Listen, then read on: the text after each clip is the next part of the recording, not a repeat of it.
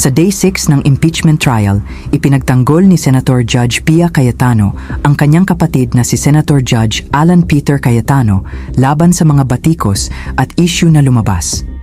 Ayon kay Pia, may mga taong sinusubukang takutin, intimidate, at ilihis ang atensyon, distract, ng Senado sa pamamagitan ng pagbuhay sa issue ng 2019 SEA Games infrastructure projects na iniuugnay kay Alan Peter Cayetano.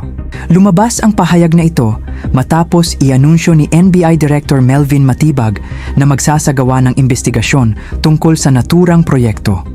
Kapansin-pansin na ginawa ang anunsyo ilang araw bago nakatakdang tumestigo si Matibag bilang impeachment witness. Dahil dito, ipinahiwatig ni Pia Cayetano na maaaring may nagtatangkang gamitin ang timing ng investigasyon upang maimpluwensyahan o ma-pressure ang Senado habang nagpapatuloy ang impeachment trial. Mahalagang tandaan na ito ay pananaw at depensa ni Senator Pia Cayetano.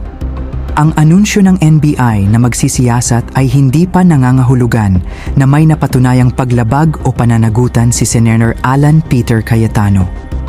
Nasa proseso pa lamang ang investigasyon at anumang pananagutan ay kailangan pa ring mapatunayan sa pamamagitan ng tamang legal na proseso.